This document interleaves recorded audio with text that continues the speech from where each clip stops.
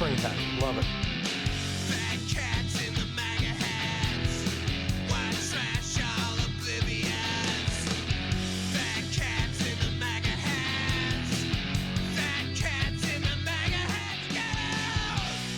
I'd love to win a Grammy.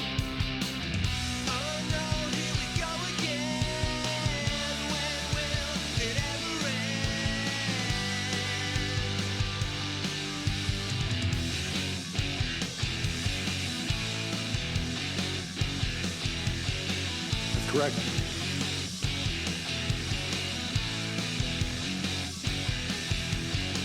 That's correct.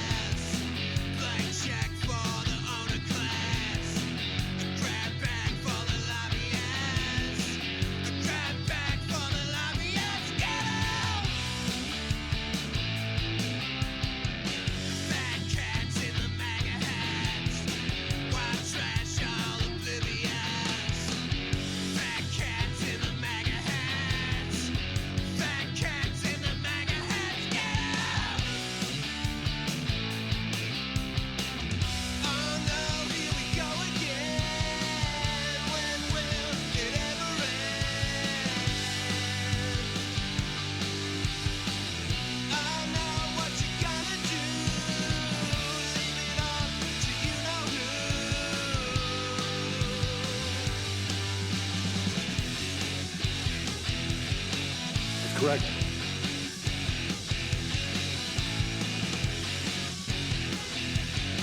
That's correct. It's been a long time since I've stayed with a normal race.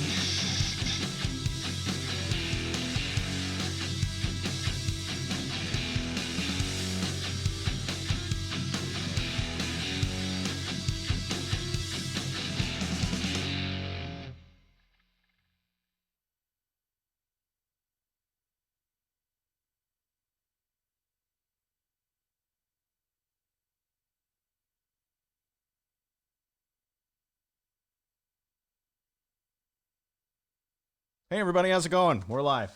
Welcome to the show. All right, live stream chat. Jim, what's up? We're going with your song of the day pick. Whoa. There we go. Ben's microphone's up and on. What's up? Oh. Can't read your handwriting. Well, no. Yeah, can you? Never. No, but the song of the day, I'm scared. No, you'll know it. Okay, your Ben Joravsky show for Friday, May 15th.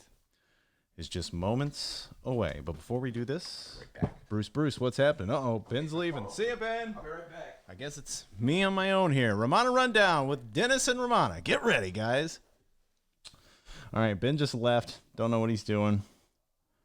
Let's see here. Bruce, what's up, dude? Those are cool little emojis there with the mask. Very, very current. That's good times. All right. Brianna, what up? Yeah, happy Friday to you as well. Here he comes. Listen to how he stomps up these steps, by the way, guys.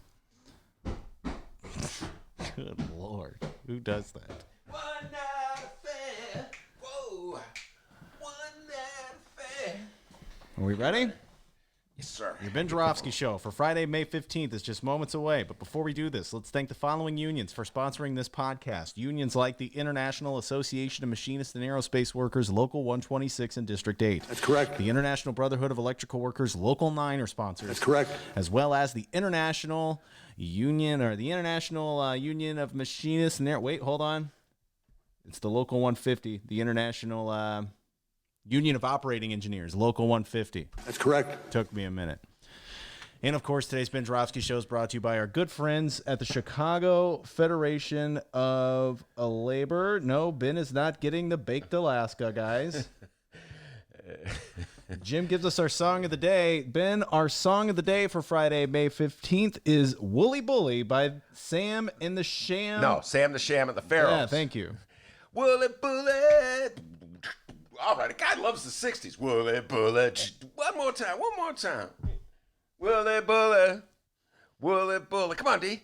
Wooly bully. Yeah. No more times. The Ben Joravsky Show starts now.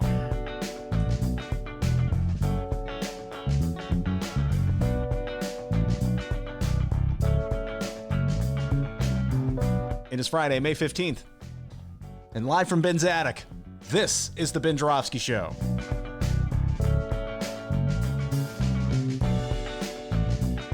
Today on the program, it's another Rummana Rundown with Chicago Sun-Times editor, Rummana Hussain.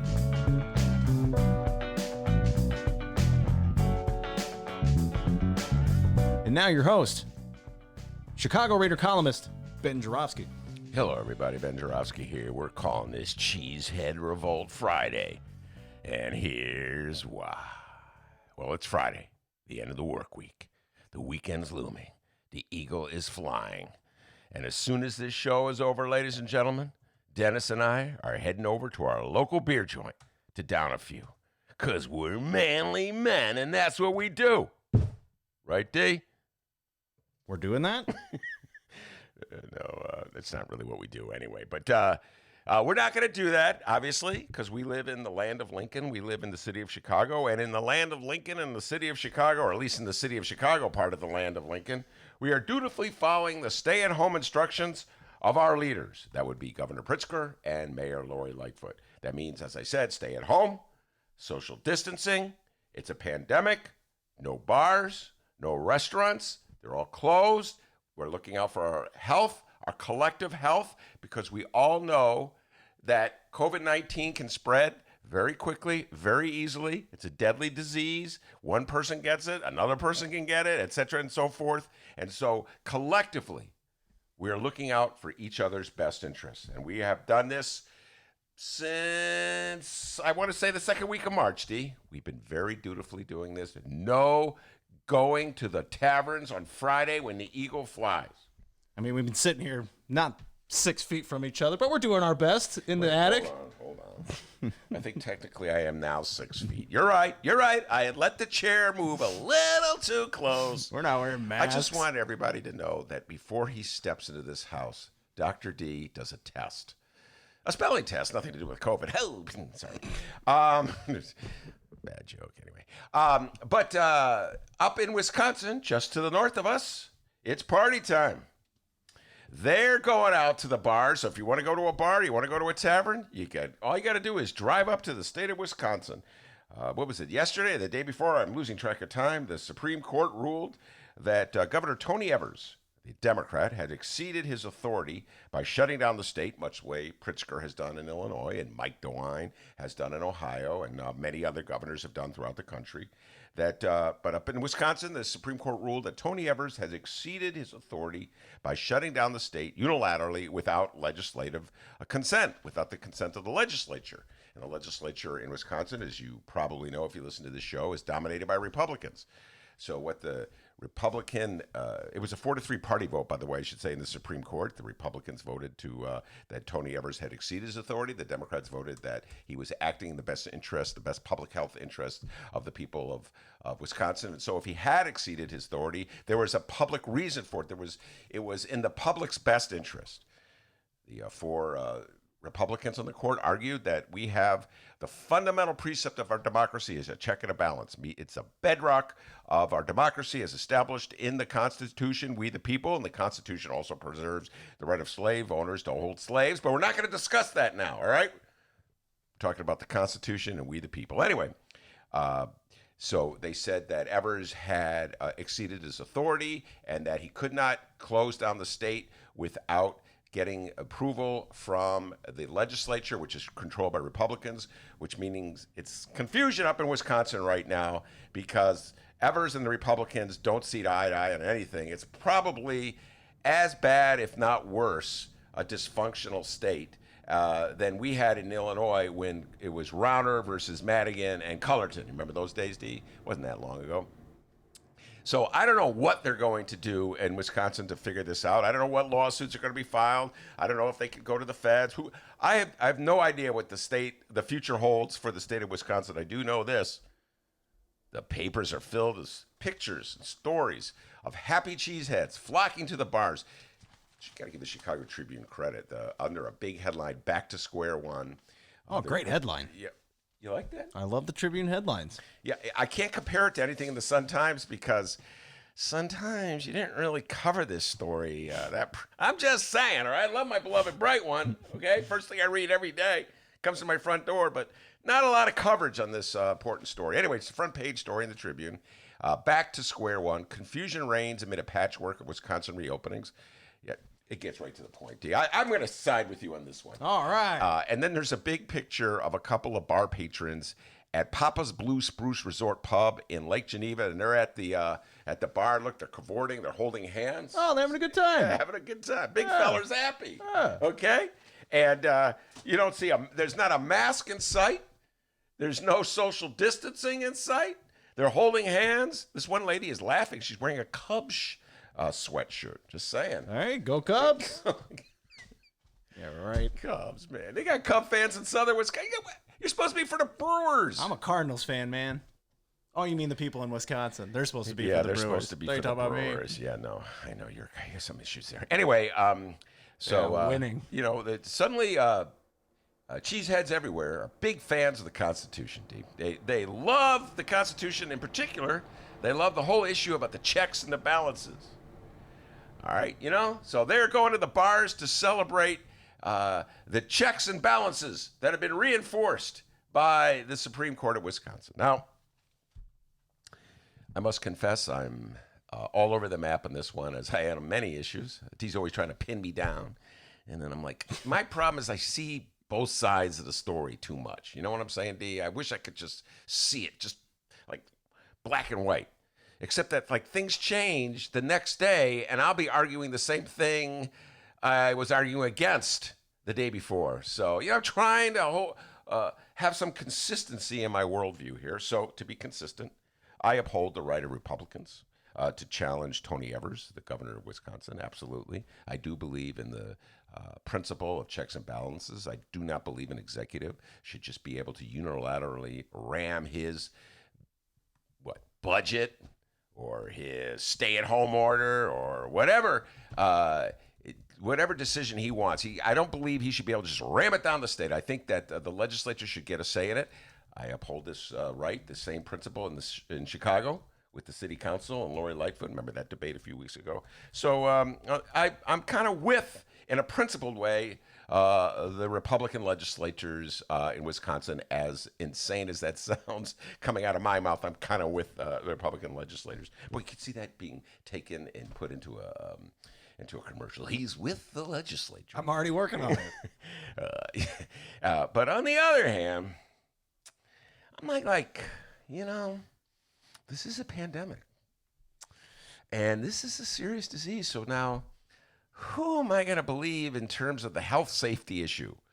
The scientists and the doctors who say this is life-threatening and that we really should quarantine ourselves or stay at home or do social distancing or wear a mask? Or should I believe those happy cheeseheads in their saloons as they hug and hoist beers and shake hands and nobody's wearing a mask? And I don't know, it looks like they have a baseball game on in the background. Do you wonder what game they could be possibly watching? Maybe an old Brewers game from a couple years ago.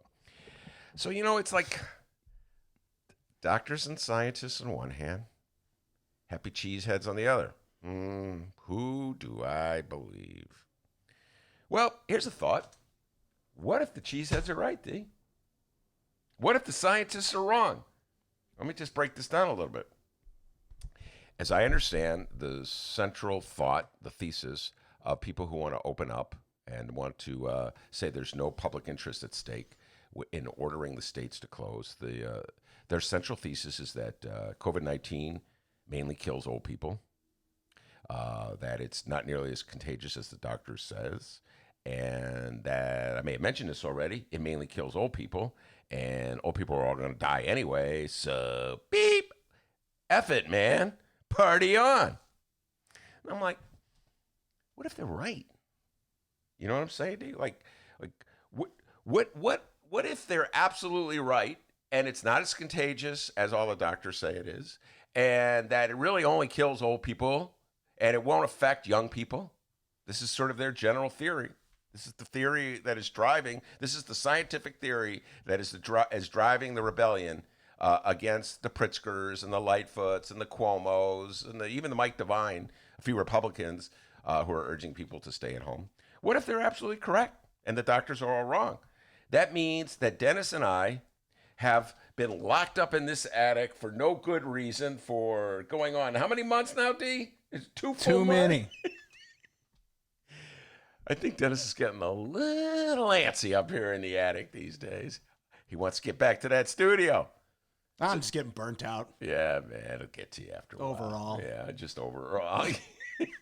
Yeah, I hear you, man. But anyway, what if they're right and we're wrong and we're stuck in this attic for no good reason? Man, we could have been out at Kelsey's Saloon, Dennis and I, hoisting beers every Friday night instead of hanging around watching Schitt's Creek. There's the Sam Toya view of things. Let's not forget Sam Toya. He's not a doctor. That is correct. He's a restaurateur. His family used to own Leona's. And I think he's the head of the Restaurant Association in Illinois. I forget what his exact title is, but he's essentially the person the Restaurant Association trots out to talk to the media. And I'm not a doctor. Yep, just like Trump, he's not a doctor. And like me, I'm not a doctor. And like those people cavorting in the saloons in Wisconsin, they're not doctors. The only person who's a doctor here is Dr. D, and he has no opinion. I'm not a doctor. On any of this. But Sam Toya from the Illinois Restaurant Association notes that, first of all, let's point out that the restaurant industry in Illinois and this nation has been slammed really hard by this. And so there's a lot of great restaurant owners, rather decent human beings who are in danger of losing their establishments that they've worked so hard to create. So I understand the urgency that they're feeling. And Toya is speaking up on their behalf to say that maybe we should open the state up faster, all right? So that these restaurants don't all go out of business and they get a lifeline. That's his plea, and I'm sympathetic to that point of view. Toya notes that some states have already reopened, Indiana, Georgia, and so they are the proverbial canaries in the coal mine, according to Sam Toya, that we should watch and see what happens in those states and then reach some conclusions about Illinois. So, if, let's say, people in Indiana and Georgia start getting sick really quickly because they've opened up too fast, if there's stories coming out of those states and other states that are reopening that the pandemic is a fire, the disease is spreading, then yes, let's hold off on opening up Illinois. But if the initial reports are that the disease is not spreading and that the death rate is not increasing, well, if they're living, let's open up the bars here. Let's open up the restaurants here. I call it, as I said, the canary in a coal mine approach to the problem. And I'm telling you right now, looks like we can add a few cheeseheads to the canary cage we'll be watching what's going on in Wisconsin. We got a great show today, everybody. Rummana Hussain is here. Yeah! You You didn't do it, so I had to. I like when you do it, when you bang the table. I let you get to bang the table. Damn you, China! What did he say about his neighbor? I'm gonna eat my neighbor. I'm gonna eat your ass. Your neighbor's Interesting. ass. Just the ass, not the neighbor. That's Dennis's Alex Jones imitation. Anyway, Rummana Hussain is here. We got a lot to talk about. Weijia Jiang is the Rummana. That's like number one on our list of things to discuss. I'm going to talk about her as well with Dr. D in a little while. She's a CBS reporter who had the exchange with Donald Trump. Somehow or other, we missed this one, D, over the week. We're talking about other things. Rummana wants to weigh in on this one. We had Heather Booth weigh in on it on our interview. Go download that, guys. Excellent memory. Mm-hmm. Dang, you're good. So we're going to talk about that. We're going to give a little tribute to Albert Dickens. I'll tell you all about who he is. Talk Craig Hodges, and lots of other things to talk about with Rummana Hussain, the Rummana Rundown. But before we do any of that, the young man from Alton, the man they call Dr. Doobie, with the news. Hey guys, I'm Dennis. Before we find out what's happening in Chicago and or Illinois for the fourth and final time this week, we would like to remind all of you to download this weekend's Benny J bonus interviews. Yes, if you only listen to the live stream in YouTube, holy crap, you're missing out on even more Ben Joravsky Show content. Typically, we have three brand new interviews on Saturday, Sunday, and Monday. But this weekend, we got two new ones, and we're throwing up a greatest hits interview, if you will. And that interview will happen on Saturday. It's going to be available by 5 a.m. In case you missed it or you would like to hear it again, this Saturday at 5 a.m., it's our interview with Chicago Teachers Union Vice President Stacey Davis Gates from March 20th. Ben, do you recall that interview? What'd you guys talk about? I can't remember what I talked about yesterday. I'm trying to remember who I interviewed yesterday. But I do recall a spirited exchange about Lori Lightfoot. That was among the list of things. And Lori Lightfoot's relationship with Stacey Davis Gates and the Chicago Teachers Union, among other things. It's a great interview. And we kind of asked her thoughts about Lori Lightfoot. She ducked and dodged. Listen to that on the Benny J bonus interview. That's going to be available on Saturday at both Chicago Sun-Times and Chicago Reader websites. Actually, I don't think she ducked and dodged. I think she hit it head on. We'll see. Well, you're going to have to listen to find out. On Sunday, Ben, who do we got scheduled for Sunday? Well, I don't know. We did not decide. I could tell you who. Pick one, and that'll be it. Okay, we're going to go with Miles, man. That's correct. Our good friend Miles Kamflassen. He's a writer for In These Times magazine, and a lot of the live streamers really enjoy our interviews with Miles Kamflassen. So we got another one ready for you. We're going to have that available on Sunday by 5 a.m. at both Chicago Sun-Times and Chicago Reader websites. And finally, on Monday, what do we got for the people Lori on Monday? Glenn and Juanita Rosari. And, Lori Glenn tries to defend Lori Lightfoot a little bit, so we'll be talking about that. But also, she's on fire. They're both on fire about Donald Trump. And the whole issue is stay at home versus going out and party like rock stars. Interesting to hear what they have to say. It's our Benny J bonus interviews this Saturday, Sunday, and Monday mornings, available by 5 a.m. You can have them for breakfast.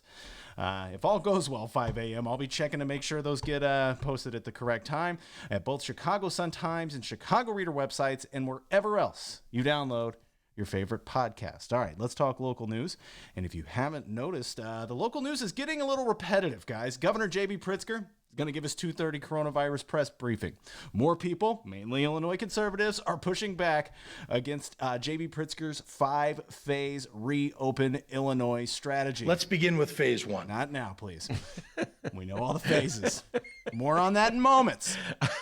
And for the third day in a row, Chicago Mayor Lori Lightfoot is apparently staying home and saving lives because she has no public events scheduled. Ben, what is Mayor Lightfoot doing right now? Well, it's a nice day out, so she's going for a stroll. Oh. A nice stroll in the neighborhood. Going for a nice stroll. And she's wearing in her the mask. neighborhood. Yeah, there you go. And she's going to be listening to the Ben Joravsky Show later, right? She's, can you? Yeah, she's got her little, thing in her ear. Earbuds. Thank you. Our host, guys. See what I mean? Pretty repetitive. We've said that like 4 times already this week. And besides, like I said earlier, Old Dr. Doobie getting a little burnt out here, gang. So, in an attempt to switch things up, let's switch things up. Right now, in my face is one of the latest Chicago Sun-Times pieces from the one and only Fran the Woe Man Spielman. Sort of an outlook piece on our Chicago mayor, Lori Lightfoot, and her first year as Chicago mayor. That's right, guys. I don't know, I know you've been busy with this whole pandemic thing, and probably slipped your mind. Lori Lightfoot has been mayor of Chicago for over 1 year now. Yeah, I've completely lost track. When you told that to me right before we went on the show, I had lost track of time, D. But you're right. It's been a full year. Good God. Oh, shout out to Fred. Fred says the mayor is rewatching The Last Dance. Yeah, and rooting for Cleveland. She's hoping it turns. I always like to point out she's from Ohio, ladies and gentlemen. Well, according to Johnny Joe, Lori's knocking down a few at Kelsey's bar. Johnny Joe will be there after the show, all right? Kelsey's Bar in Fond du Lac, Wisconsin. It's open for business. Let's all go up. Come on, join my convoy. We're going up to join that convoy, Wisconsin. All right. Wow, were you singing the convoy song? That was a guitar. That was my guitar. All right. Ben, I'm going to read this piece from Fran the Woe Man Spielman, and you let us know if you agree or disagree with the piece, and every now and again I'll stop and I'll go, Ben, you disagree with that or agree? And you tell us why. Sounds like a plan. By the way, we planned this out, folks. We met at, what was it, like 11:30? All right, let's pre-show meeting. Yeah. We got it planned. Let's go, D. 11:30, more like 12:58. That's correct. What you got, D? We started at 1, by the way. Okay. Let's see here. Let's do this, Fran. In order for this to work, Ben, and at least be a 6 out of a 10 on the awesome podcast segment scale. If you disagree, I'm going to need you to not duck and dodge, all right? Just say why you disagree. Wait, time out. We're up in the attic. Fran isn't going to come storming up here, okay? Wait, so you're okay. Let's just get the ground rules set here, okay? Let's get them set right out. So if I want to interrupt you, feel free. do I knock? How about knock 2 times on the pipe? No, ceiling. It's the ceiling. Our listeners with dogs may hate that. Okay, so all right. The dog will start barking like crazy. So, all right. I'll just let you. I'll just let you finish. No ducking and dodging, pal. Don't worry. Fran's not going to storm up here in the attic and go, Ben, what are you doing? So it's all right. All right, here we go. So on to Fran's latest piece. The headline reads, Lightfoot's, quote, hell of a first year culminates in pandemic that will define her tenure. I agree. So far, Yeah, I mean, one agree. Well, I don't know what hell of a means. Hell of a. By the way, this is obviously Hell of a first this year. will probably be in my beloved Bright One home delivered on Sunday. So I'll read it on Sunday. By then, I'll call you up. D, we got to talk about this, but whatever. We're gonna do it beforehand. All right, hell of a. But what do they mean by hell of a? Well, we're going to find out here. No matter how long. Oh, Fran's. Well, I got to know if I agree with it. You know what I mean? It depends what you mean by hell of a. It sounds like you kind of agree with it. I think you said you agree. So. I agree with the pandemic is all important. Absolutely. Hell of a can mean many things, right? Man, I'm having a hell of a year. Is that good or bad? I don't know. So here we go. Fran writes, no matter how long it lasts or what else she says and does, Lori Lightfoot's tenure as mayor of Chicago will be defined by the coronavirus. I agree. We got 2 agrees. Yeah, that's right. that's what's on everybody's mind. I'm trying to get people to care about TIFs. No, Ben, don't talk about TIFs. It's all about the virus. So go ahead, dude.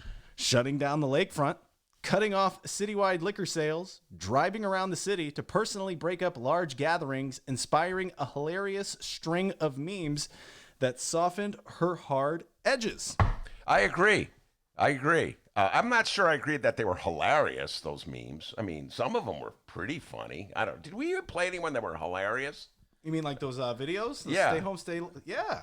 Some of them were hilarious. I just remember. I like the one, the guy playing the, what was it?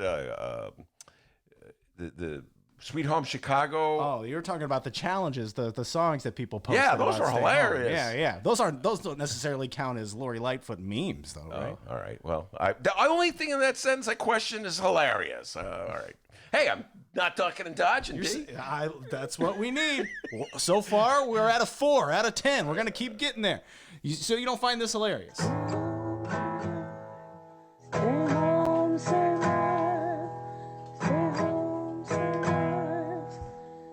Ugh, All right. just stay home. Save lives. Let me just say something right here. I believe what Fran said, what she inspired hilarious memes. So Oh, she she's was talking not about saying, her, yeah, the picture of her standing outside. that is correct. Those are pretty hilarious. Okay, so yeah, all right. So that was my only quibble. It was a minor quibble. Were they hilarious? All right, we're at a minor quibble. Not even. I agree with you. Some of them were funny, and I don't think that one. The one I liked to Lori, which we all know she stole from us, is the one where she shoots the jump shot. But I did like the when she did those. The guitar, and then of course the we'll see where she goes with this if she makes a reference to getting a haircut. So go ahead. Fran, piece continues here. Her self-declared war on poverty made infinitely more difficult in Black and Hispanic neighborhoods that have borne the brunt of the layoffs and deaths. I believe that's absolutely true. I'm very dubious about how extensive that war on poverty was going to be because it was more like a press release, a press statement, and there were no details to follow. And furthermore, as I wrote about with the TIF program, money is still going to relatively upscale gentrifying areas. So we don't know how much of a war on poverty was going to be. But Fran's absolutely correct to say whatever war on poverty was going to be, it has been on hold because of the pandemic. The stay-at-home shutdown in the Chicago economy that will blow a giant hole in her precariously balanced budget. I totally freaking agree. The strike shortened school year cut even shorter.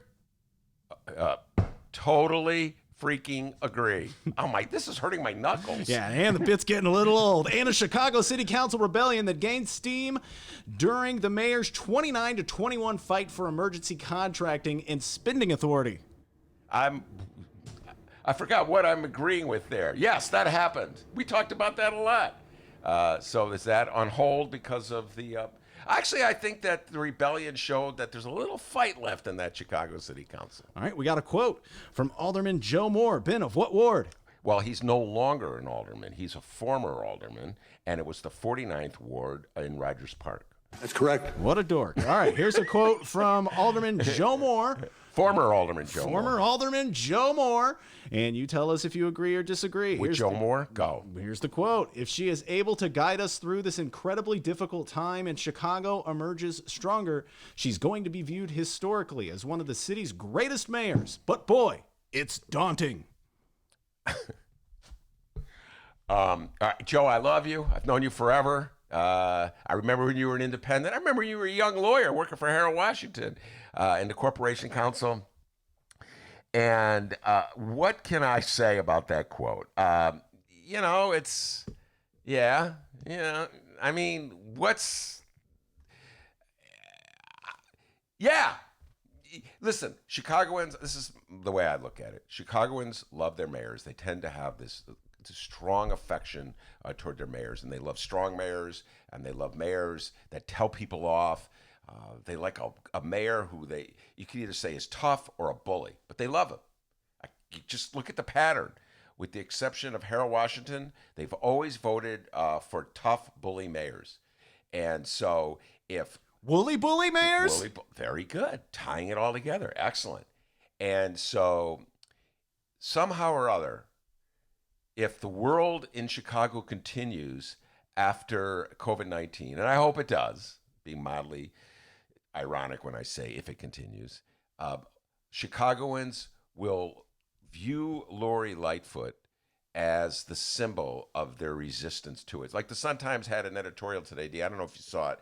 It was about those masks, Chicago masks, with the city flag on them that Lori Lightfoot wears, and the Sun-Times was saying this is a symbol of how tough we are and how resilient we are. And so, yes, they will identify with Lori Lightfoot.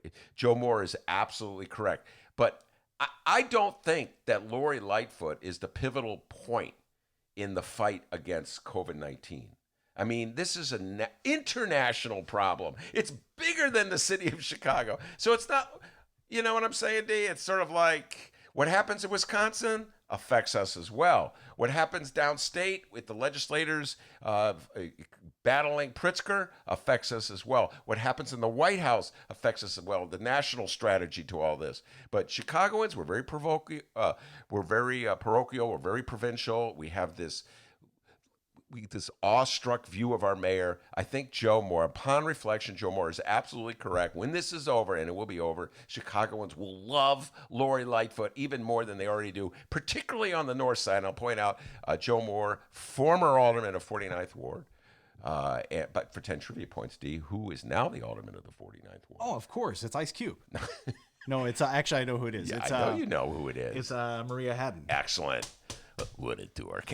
Anyway, I learned from the best. Joe Moore, the 49th Ward is Rogers Park. It's the North Side Ward. So Joe Moore knows that how popular Lori Lightfoot is up there. So yes, when it's all done, people will be bowing down to Lori Lightfoot, even more than they already bow down to her. Hey, live stream chat. Let's have a little fun here. There's more of this article to go from Franz Spielman. I'm not reading the whole thing. It's I'm really up long. like It's like really long, but I got more. We're gonna read more, but I'm enjoying this. After we're done, what do you say we give Lori a grade on the live stream chat? She's been here for a year. What do you say? Is Jay Marie there? Jay Marie, I know you're great, but go ahead and give it anyway. Marie. F- is a thing, Jay by the Marie, way. I'm gonna throw this out. Find something you can give her a D on. Just one thing, all right? Just to show her like you're like the fair teacher. You're tough teacher, Jay Marie. But just find one thing you can give her a D on. All right, D, go ahead. Get way in with your grade and maybe a reason why, and you'll help us out with this segment here. All right, I got more quotes. How about Peter Giangreco, huh? Oh, he's a strategist. Former strategist for Susana Mendoza during her mayoral campaign. I did not know. For 10 trivia points. Oh, here we Who go. is Peter's brother? Oh, Gene Giangreco. You can tell the guy's not from Chicago. Mark Giangreco, Oh. Channel 7 Sports. Come on, D. Yeah, I tried warming up to the Chicago news. I don't know. I'm not a big Chicago news guy. Okay. That downstate news, that's friendly. But anyway. Well, there goes the job at WGN. Anyway, D, there go went, ahead. like that went away long ago, buddy. All right. Democratic political consultant Peter Giangreco, who advised Susana Mendoza's losing mayoral campaign against Lightfoot, said, quote, "The most important measure of any executive is to show strong leadership during a crisis. And Lightfoot has, quote, hit that one out of the park." Yeah, see what I'm saying, man? They love. This is where there's a part of me that kind of like is, they go, oh man, everyone's going to kick me out of the north side. But I kind of like respect what those Republicans in Wisconsin did. You know what I'm saying? It's like, I'm like, yeah, I like leadership at a moment of crises. Absolutely. But, I don't like tyrants. I don't like bullies. I'm not saying that Lori Lightfoot's a tyrant or a bully, but I'm like, this whole thing of, they're strong, they're our leaders. Without them, we'd be lost. This notion that I'm not really feeling that Giangreco quote. You know what I'm saying, dude? And there went your gig at Gian. All right. Oh, D, that gate was slammed shut many years ago. That lefty. All right, and then we got another Giangreco quote here. He says, quote, "She's got to keep leveling with people. She's at her best when she's telling people inconvenient truths." Oh, like We're gonna arrest you all. Wait, so where does Giangreco? Where does the haircut thing fall in the inconvenient truth part? Was that leveling with Chicago when she made the thing about how we're not supposed to go get haircuts or hair colors, but then she went out and got a haircut? D, where does that fall in the? See what I'm saying? It's just like this blind allegiance to our powerful mayors, and they're always right. And they're We never will shut you wrong. down. We will cite you. And if we need to, we will arrest you and we will take you to jail. I get it. Yeah, Giangreco's like, lock him up.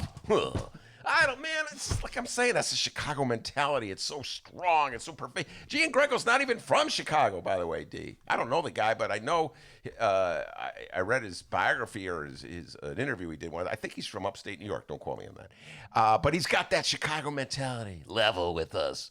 Chicago. When is a Chicago mayor actually really leveled with anybody? Here I go. Oh, D, here it comes. I feel it coming. A TIF tangent. The biggest economic development program the city of Chicago has is a freaking lie, people. So when have they ever leveled to us?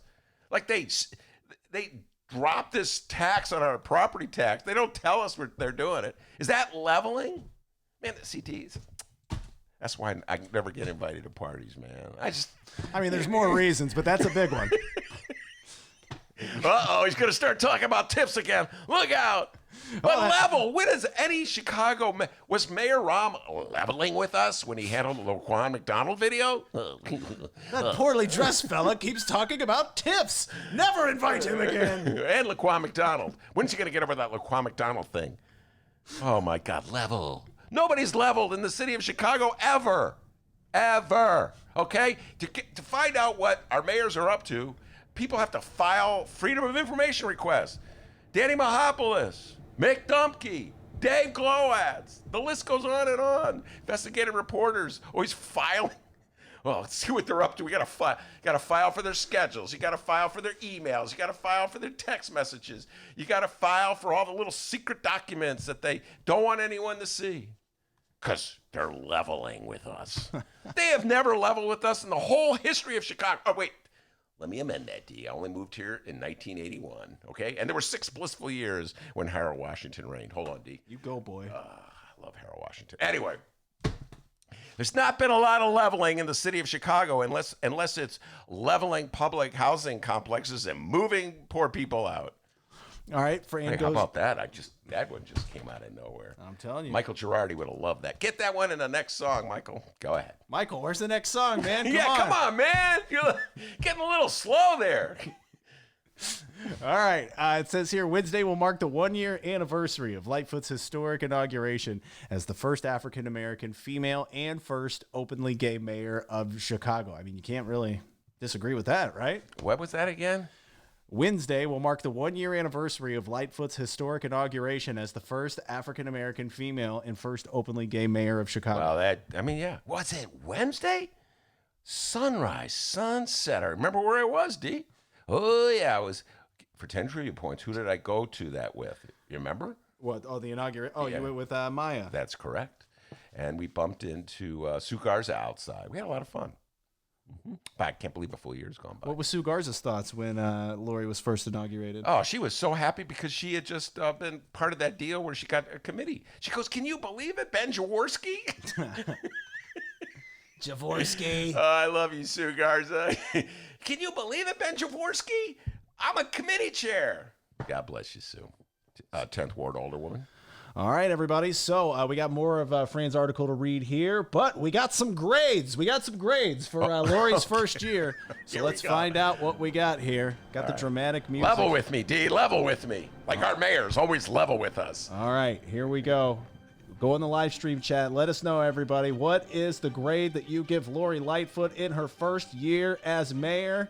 Yes, this is the Ben Joravsky show, so I think you may know some of the answers here. We got Roe. Roe weighs in. Roe gives Mayor Lori Lightfoot an F. Oh, my God. Yeah, that's hard, man. Here's the thing. I didn't do that well in school, so I always liked a generous grader, D. You know what I'm saying? I always kind of believed in the philosophy of social promotion.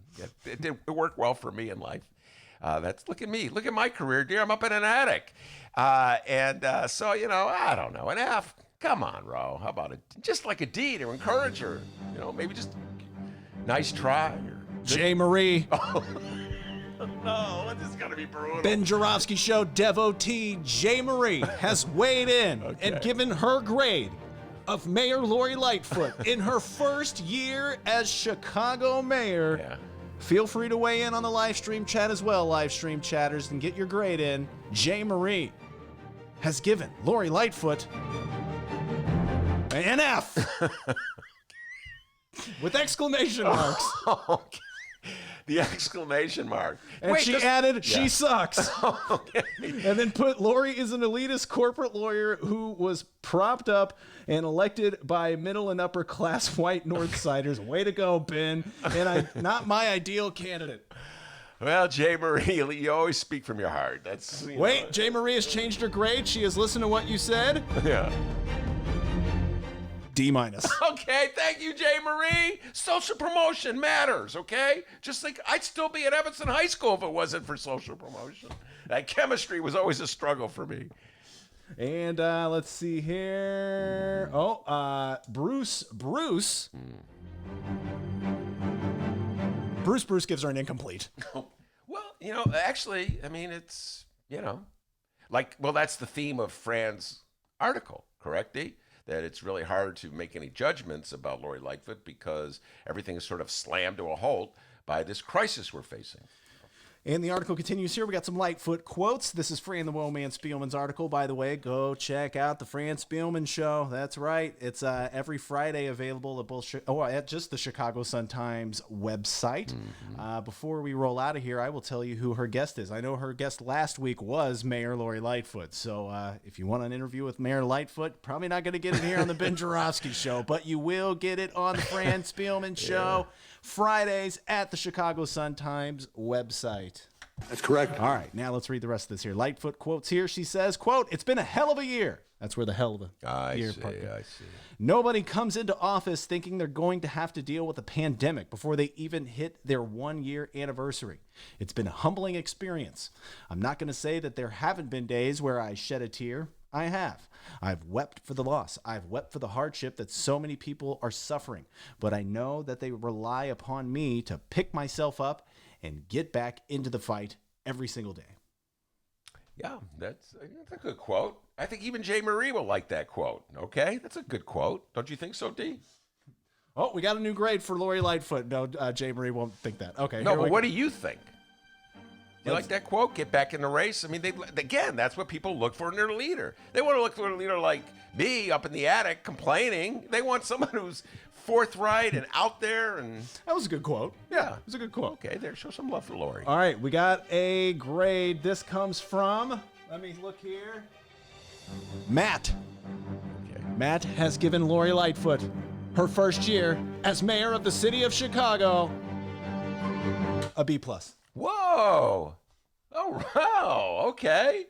See, we have a diverse listener group. Okay, a B+. Well, okay, B+. I could see that. I could see somebody. I would say if you're talking about the way she's handled, by and large, except for the stumble with the haircut, the way she's handled the pandemic, I think that would appropriate grade. But I'll tell you what, Jamie, I'm still chuckling over Jamie. She's blaming it all on white people on the north side. She got 75% of the votes citywide against Tony Perkwinkle. Just saying. All right, Fran continues on here. "It seems forever ago that Lightfoot used her inaugural address to portray the city council as corrupt, stripped aldermen of their, quote, prerogative over licensing and permitting in their wards, and used her first council meeting to humiliate now indicted alderman Ed Burke. Since then, Lightfoot has been faced with so many controversies that she jokingly has compared herself to the central character in the Bible's book of Job. She erased what she said was an $838 million shortfall without a massive property tax increase by balancing her $11.6 billion budget with assumptions and one-time revenues." I agree with pretty much everything Fran wrote in that budget part of that sentence. And the grade I would give, see, I always divide the grade up, D. You know what I'm saying? And then you're like, yeah. And I've always given her an A for humiliating Ed Burke. And then even like the Lori haters, there's so many of them in my universe. Go, Ben, the feds are already bloodied up Ed Burke. Stop giving Lori an A for that. You know what? So what? Ed Burke symbolized pretty much, or personified everything that was wrong with the city of Chicago. And by the way, going back to the leveling thing, were they leveling? Were our mayors leveling with us when they allowed Ed Burke to be the chairman of the finance committee while running his own property tax business on the side, property tax law business on the side? Was that leveling with the city of Chicago when the guy in charge of finance was also winning tax breaks for some of the wealthiest downtown property owners? Was Mayor Rahm and Mayor Daley, were they leveling with us when they allowed that to go along and look the other way like, I see nothing, I hear nothing? Was that leveling with us? So I always give Lori Lightfoot credit. She replaced Ed Burke with Scott Wagerspack. And I'd say that we're better off with Scott Wagerspack, our good friend Scotty Wagerspack, as the head of the finance committee than we were with Ed Burke. I just got to give Lori Lightfoot credit for that. So there, I'm going to say that Lori Lightfoot did a great thing. Now, in terms of that aldermanic prerogative, it was a made-up issue. It was a made-up issue when Lori ran on it. It was a made-up issue when so many lefties and liberals waved the little flag for it. It's still a made-up issue. I would much rather have aldermen in charge of zoning matters, let's put it this way, in overseeing zoning matters than having some unnamed, unknown bureaucrat in City Hall. So this whole notion of aldermanic prerogative, I think Lori Lightfoot's gone too far in that direction, and I'd give her a D on that one. How about that, D? Whoa. Dang. Teacher Joravsky. Well, I just don't like giving Fs. You know, Fs are so that's so mean, man. Did you ever get an F in high school? Is that a serious question? You did? I have no comments about my scholarship career. Let me just say I've struggled in a few courses, D. Oh, yeah, I used to get Fs. That's fine. Okay. No comment. No comment. A lot of marijuana I blame it on the marijuana. It's actually college. Math was really hard. I couldn't get it right. Math and science, you know. That's why I'm so open-minded about the Cheeseheads in Wisconsin. Maybe they're right. Maybe they know more about, contagious diseases than the doctors and scientists. I don't know. So that's why. All right, so there it was. We're done reading that free and Oh, I love that. That was one of the. All right, I'll do one more. I'll do one Come more on, line man. from the piece. All right, it says here. Let me find a good one. Where did I leave off? All right. Okay. During the budget battle, Lightfoot angrily accused ride-hailing giant Uber of paying off black ministers. Oh, I forgot all about this. I remember this with one. an offer of $54 million to kill her $40 million congestion fee. The unsubstantiated charge offended the ministers, a powerful political force. Where's she going with that? Is that the end of? Is that just a sentence? That's. Yeah, I remember that, and they did offend, and she had to kind of back off from that, and that's something that Lori does. Sometimes she'll say, she kind of reminds me of, in this regard, of certain friends of mine who'll see something on Facebook and call me up and tell me, Ben, just fill in the blank, and I'm always, where'd you see that? Facebook. All right, well, where did you get? What's the source? I'm always nervous when people cite Facebook as their source. So sometimes Lori shoots from her hip. And, I don't know, she hears something in the back room of City Hall, and she goes and tells the press about it. But that Uber thing, she kind of had to back off. Yeah, I forgot all about the Uber thing. Let's keep reading because I forgot all about this one, too. After the council vote, the mayor again showed how intolerant she is to dissent. She used her political action committee to shame the 11 aldermen who dared to vote against a budget that they said, quote, woefully underfunds affordable housing and mental health. Yeah, all right. Now, first of all, I did think the budget woefully underfunded mental health. I do think that the Mayor Lightfoot has backed off on some of the, I don't even know if they were promises that she made, but I think what candidate Lori Lightfoot was very skillful at, and she showed political ability here, D, that the great ones have, even though this was, I think, her first run for office. So she was a rookie, but she showed an ability to tell people what they wanted to hear. The great ones can do that just naturally. So when she came to the Hideout, Mick Dumke and I were our old Hideout show. She looked around that room, saw nothing but lefties and liberals, and so she told us we wanted to hear. Okay, and we're like, yeah, man. Jay Marie, I fell for it. I was like, she's speaking my language. When she got into office, she's like, you didn't actually think I was going to do any of that stuff, did you, Ben? Come on, you're not dumb, are you? Huh? I know you flunked chemistry at Evanston High School, but you're smarter than that. So, actually, I didn't flunk chemistry, D. Just want to say that. There you go. I was social promotion D. But anyway, so, she, I feel as though the essential point that Fran made is correct, that so many of these great issues that the city of Chicago is facing have been put on hold by the pandemic, and that the big real challenge when we emerge, and I'm hoping we emerge, that we do emerge someday, is whether we will have leveling, to use Gian Greco's word, whether we'll have transparency, whether we'll know if Mayor Lori Lightfoot is giving us all the facts and all the figures, or is she just demanding that we believe her, insisting that we believe? Just like in that debate, this was the essence of that debate that went down a couple of weeks ago, where Carlos and Raylo led the charge unsuccessfully to try to get Lori Lightfoot against Lori Lightfoot giving herself total control over expenditures for COVID-related matters. Do you trust your mayor? Are you, Chicago, going to turn that love and allegiance you have for and to Lori Lightfoot at this moment of crisis? Are you going to turn that into just what's blind adoration and allow her complete unfettered control over government like you allowed it for Mayor Richard Daley in the 90s? Come on, Chicago. That was not your finest moment. Whatever Mayor Daley did, you bowed down to him.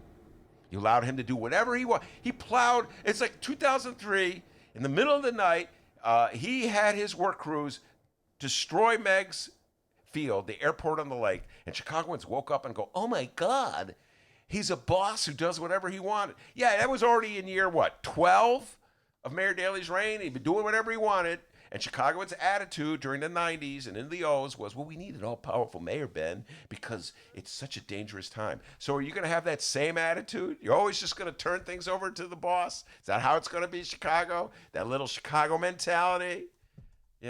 So we'll see. We'll see when we emerge from this how much leveling there will be by the mayor of the city of Chicago. But what grade do you give her, D? Well, we got one more, and I'll give my grade. It's in the Franz Spielman also reminded us here. Lightfoot also endured an 11-day teacher strike that ended only after she lost the public relations battle to a machine-like Chicago teachers union and essentially gave away the store to the union that backed her vanquished opponent, Tony Preckwinkle, the Cook County Board president. Okay, see, now I finally have to disagree. Machine-like?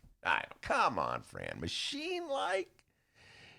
I don't, well, listen, I was out there. I was with the teachers. I thought that I thought it was ridiculous and absurd that the city of Chicago would not, on its own, agree to put in a budget expenditures for nurses. We had just been through the Rahm years where he closed the clinics. Okay, one of the things that Mayor Lightfoot talked about was having more compassion for people who needed health services in poor neighborhoods. I remember her saying that and opening the clinics.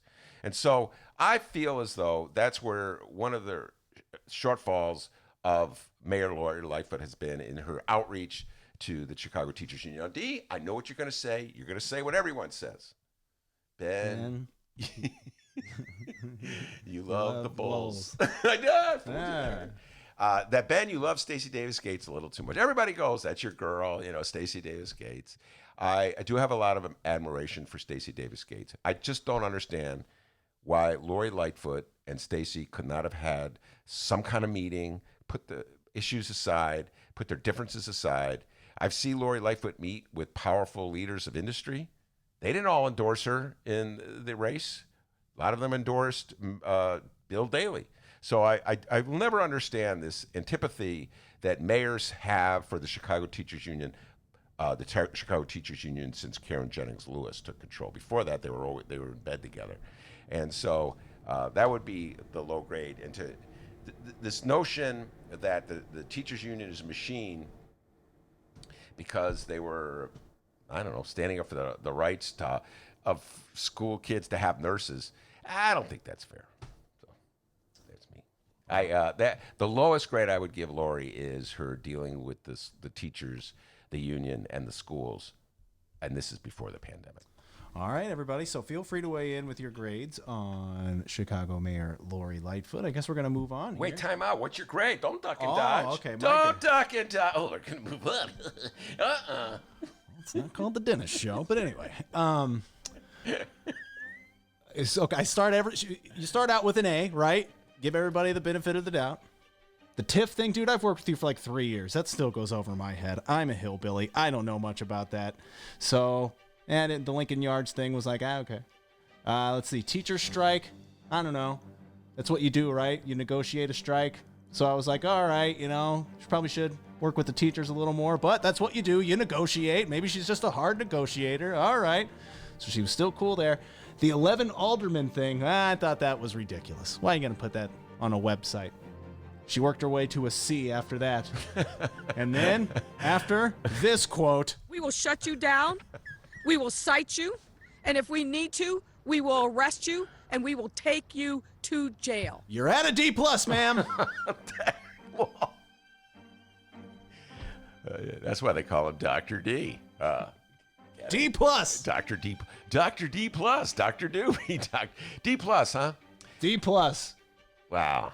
You're harder than I am, man. Well, you are harder than I am. Never had a mayor threaten to arrest people for. Playing basketball? Yeah. Never encountered that. So, Well, that's the side of Lori that my Northside neighbors love and adore. And I don't get that.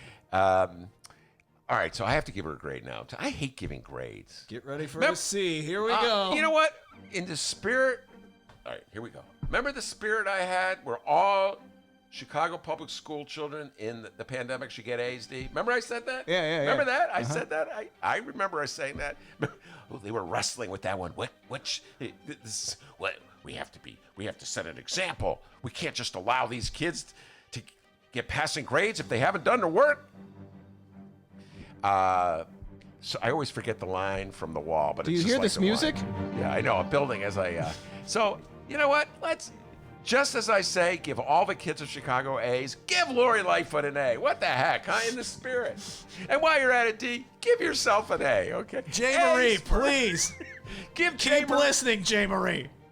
I'm going to give J. Marie an A. All right, too. Everybody gets A's.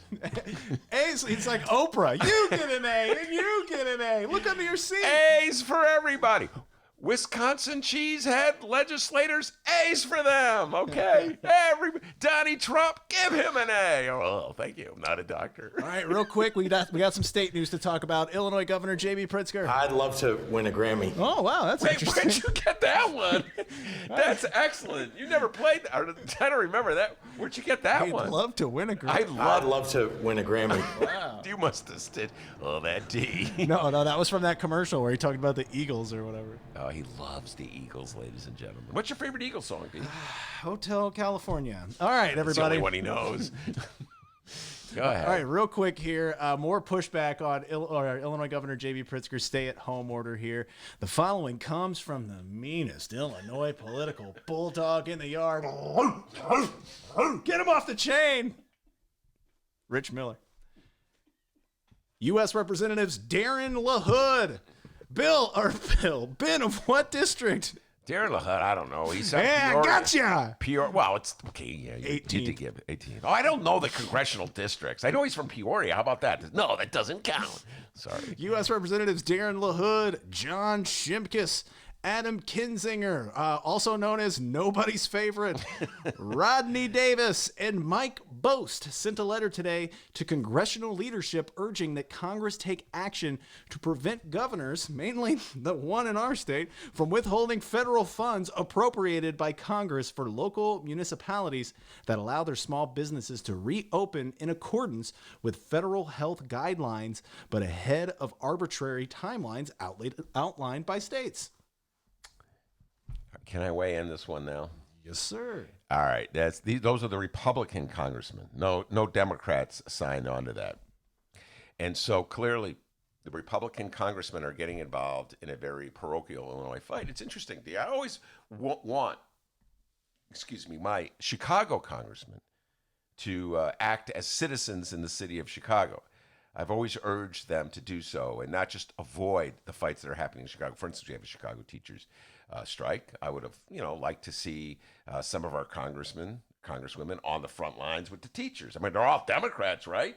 But I don't want to offend the mayor, so I think I'll sit this one out. That's typical Democrat. I think I'll pretend this one's not happening. Meanwhile, the Republicans, they got their fingers in the. You know what? I think it's a good idea. I know which way the wind's blowing. I'm going to go with the rank and file, the Darren Baileys of the world, and I'm going to go with the Republicans. So they're saying they don't want Pritzker to have the leverage to use on counties downstate that want to open up. The possibility that Pritzker would withhold federal funds from them as a punishment. I'm telling you, I don't know if I don't know if you should punish a county by withholding the funds. That's something I have to think about. but I am a little disappointed with the Republicans because the things they resist, the times they choose to get involved. I remember back in 2008, 2009, when Mayor Daley had the absurd, insane notion to bring the Olympics to Chicago, which would all but guarantee that Chicago would be bankrupt because essentially we would be writing a blank check to the International Olympic Committee to finance games that we had no money to pay for. We were struggling to pay for our schools as always. Every single Republican legislator in the state of Illinois lined up. So they're all lined up with Mayor Daley and the Democrats when it came to throwing our money out the window for the Olympics. But now they want to get involved and try to tie Pritzker's hands when he's dealing with this health crisis. So once again, I'm very disappointed, profoundly disappointed with Republican congressmen and women. Oh, it's all congressmen in this case from the state of Illinois because their priorities, as always, are out of whack. So there you are. A little J.B. Pritzker news there. That was fun, that article we did from Franz Spielman. Good times. It was a lot of fun. Give your grades on the live stream chat, everybody. I pulled some more Pritzker clips over the week. You want to hear some of the other ones I got real quick? I love the Grammy one. Yeah. Oh, this one? I'd love to win a Grammy. Wouldn't we all, buddy? Wouldn't we all? I think I should get one. Like yesterday, you sort of complimented my singing, D. You kind of did. You kind of said you liked it. Well, we'll find you a kind of Grammy. Let's see here. Here's another one. Hey, what's your favorite season, J.B. Pritzker? Springtime. Love it. Oh, okay. Springtime. Love it. Pretty good, right? Springtime. Love it. What's your favorite season, D? My favorite season? Yeah.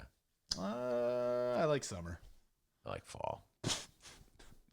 What about JB's is way better. Springtime. Love it. Love it. All right. And then there's this one here. Yeah, I got that one. Best concert? Yeah, it's Steve Miller Band and the Eagles. He loves the Eagles. I was just thinking of Steve Miller. Do you know any Steve Miller songs, D? Not offhand. I mean, I know some. Smoker, Joker, Yeah. Midnight Toker Yeah. song. You like that song? Yeah, it's a good song. Yeah, I really Space Cowboy. I like Space Cowboy. Ah, that's a good song. Living in the USA. Dee, dee, dee, dee, dee, dee, dee. Steve Miller had a couple good songs. All right, everybody, we're going to take a break, and when we come back, Rummana Hussain is going to join us for another Rummana rundown. What are you going to be talking with Rummana? Well, we have a lot on the agenda. Wei Jiang, I'm hoping I'm not butchering her pronunciation name, and it's a shame if I do because everybody butchers mine. The CBS reporter and her confrontation with Trump. We missed that, and I very dutifully sent Dennis the link to the exchange, so we're going to talk about that. Rummana has a lot on her mind, talking about Wisconsin's rebellion and the Cheeseheads going to the bars and how she's trying not to lose her mind, staying at home. So lots of good stuff to talk about with Rummana Hussain. Hell yeah, guys. Don't go anywhere. It's the Ben Joravsky. Oh, and Craig Hodges. Oh, Craig Hodges. We have to talk Craig Hodges. Oh, my God. Craig. How did I forget Craig Hodges, D? You did. Can I take a minute? Please do. Yesterday, I did the interview with Craig Hodges, the great legendary Chicago Bulls three-point shooter, outspoken political activist, paid a hefty price for his political beliefs. He was essentially kicked out of the NBA, really open-minded NBA, the Bulls didn't, in 92, they didn't pick up his contract. No team would even give him a tryout. He's essentially exiled because he was outspoken in his belief that the government should do more for Black America. And so I've always had a lot of respect for Craig Hodges, both on the court and off the court. And I loved his game. I mean, the guy was fearless when it came to shooting that three. And he played with the Bulls on the first two championship teams, 91 and 92, I had to think about it. So we talk about The Last Dance, the movie. We talk about his days with the Bulls. He talks about his sort of like conflicted attitude toward Michael Jordan and Michael Jordan's political stance or lack thereof. He talks about how he's been exiled. Just a great conversation, free-flowing conversation with Craig Hodges. And then, of course, we get into a little political wrangling at the end, as we always do whenever I talk with Craig Hodges, because we don't see eye to eye on absolutely everything. But I really enjoy talking to him. You know, we should bring him. We should make him part of the regular rotation, D. You know what I'm saying? Like once a month or so with Craig Hodges, because he's got a lot to say, and not just about basketball. So anyway. Rummana has some thoughts about Craig Hodges as well. Yeah, go download that interview with Craig Hodges. It was excellent. Both Chicago Sun-Times and Chicago Reader websites, and wherever else you download your favorite podcast. That's right, guys. We have a second part of the show. We do the live stream portion, and then once the live stream's over, we record an interview and we post it at about 7 o'clock. So we really encourage that you go check out the Ben Joravsky Show on both Chicago Sun-Times, Chicago Reader websites, and wherever else you download podcasts. Turns out there's like over 500 episodes there. So go check it out, and we'll be right back with the Rummana Rundown. It's the Ben Joravsky Show, and we are live from Ben's attic.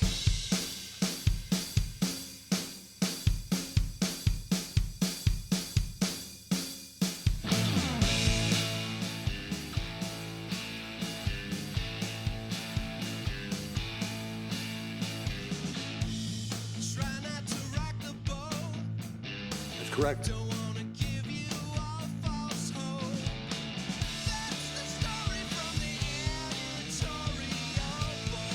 We got to get down to business.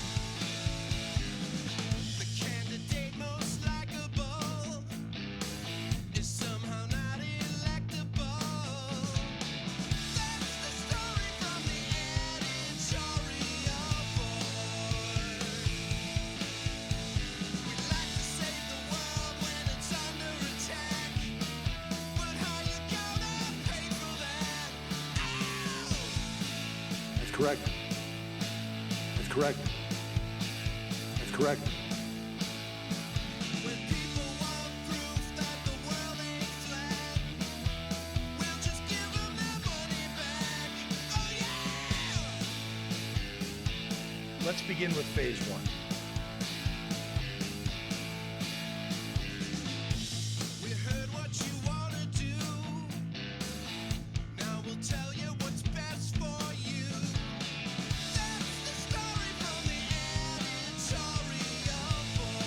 Springtime, love it. A little tip for the working man. Your employers are all our friends. That's the story from the editorial board. That's the story from the editorial board. We'd like to save the world when it's under attack. But how you gonna pay for that? Ow!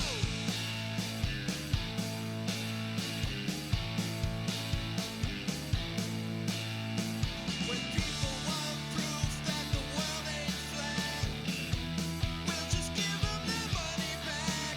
Oh yeah!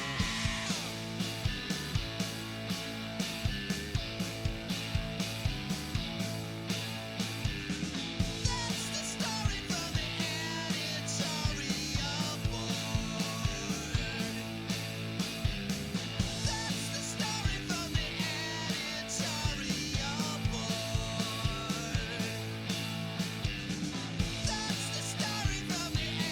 editorial board.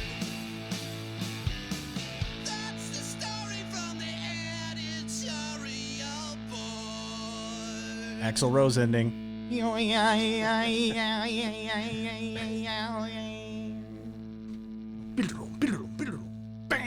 Bam! Woo! Hey, welcome back to the Ben Joravsky Show, live from Ben's attic. All right, hold on. Let me light my match. There we go. Ooh, yeah, match. It's so It's a cool. lighter. Oh, well. Old school, T. We had matches. Okay? There we go. Friday, and that means Rummana Hussain, sometimes columnist, sometimes editor, and she's hunkered down at her home in Rogers Park. Rummana, are you safe and sane today? Yeah, I'm safe. I don't know if I'm sane, Well, at least you're but honest. I'm okay. You're okay. I'm okay. We had a bit of a conversation earlier when we were thinking about what we were going to talk about that I'd love to get your thoughts on. turns out that you and I are both going through this phase of quarantine where we're sleeping a lot more. Where it's now Yeah. you were always an early riser. I always struggle with getting up before 9 o'clock. No, No. I'm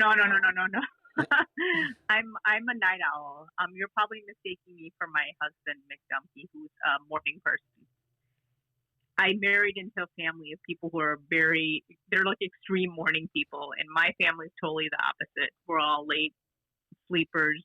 Like, we think waking up at 11 is normal, like on a weekend. I'm with you 100% on that. And for my husband, sleeping in is at 9 a.m. That's not sleeping in for me. That's like a good night of sleep. Wait, can we just take a And moment? I'm not a napper. I'm not a napper either. I don't nap, which is something my husband does when he can. I just like sleeping straight through the night. But I can stay up really late, and then I like sleeping in. So, no, but I sleep really well. I'm a good sleeper, but I wake up feeling exhausted for some reason. Yeah, what is that all about? Have you done any study on that? I'm think- the same way. I think it's just the stress of living like this. Knowing that the day is not going to be that much different than the day before, because it kind of feels like Groundhog's Day. So you wake up, and the last couple of days have been rainy. So I just wake up, and I had like more than 8 hours of sleep, and I'm just like, oh, I don't want to go to work, and I wait till the last minute until I can roll out of bed. And that's what I do when I get up. And, I usually, sometimes I check in. I mean, hopefully none of my bosses are listening. Like maybe 10 minutes before, I'll still be in bed when my day starts. And I'll check in on Slack and say, hey, I'm in, but I'll still be like lying in bed for 10 more minutes. I mean, there's no stories to edit. So I'll just roll out of bed. But I like literally wait till the last minute because I'm just so tired. I wake up, I don't feel like, I'm not one of those people who wakes up like 2 hours earlier. Even on a when things are normal, I like time my waking up so I can get ready, eat breakfast, and head out the door. I don't wake up like 3 hours earlier. I don't know how people do things before the work starts. I've been working out on before work, which is really rare. I only do that once a week. Usually I work out after work, and so those days that I have to get up a little earlier, they're hard too. So I don't know. I think it's just the exhaustion of living like this and being tired of this type of lifestyle where we're just stuck inside. So you wake up knowing that your day is going to be the same. You're just going to wake up and start work at the kitchen table. So I don't know. That's how I feel. I don't know how you feel about it. I think that's a good analysis for why. I'm with you. I'm a night owl. Many of the times I'm up at 4 in the morning reading. When I have to write a column, more often than not, I pop awake at 4:30 or I'm already up anyway, and I write the column. I do some of my best reading in the wee hours. I hear the newspaper hit the front porch, Rummana, at like 5 in the morning. The delivery, and then I go to bed. Is your wife a night owl too? That helps. She's heading in that direction. She didn't used to be, but now she's always talking about, I want to go to bed earlier. But then I notice it's like 1 o'clock is roughly the time when she goes to bed. So yeah, and I have a really hard time getting up before 10 in the morning. And Dennis always makes fun of me because the rest of the world is up already. Yeah, I know. I actually like on Saturdays and Sundays whenever I wake up late and I feel these people like doing things. I'm like, oh my God, what time do they get up? Like, why would you get up at 8 a.m. on a Saturday? Like, I just don't get it. But okay, now this is before we move on to the other things. We always throw Mick under the bus, a dear friend of mine and Rummana's husband. But when Mick and I go to the football games, the Northwestern game started at 11. A god awful early hour, Saturday morning at 11, and so I will like. Barely awake. It's 9:30, and Mick is already walking to the game. I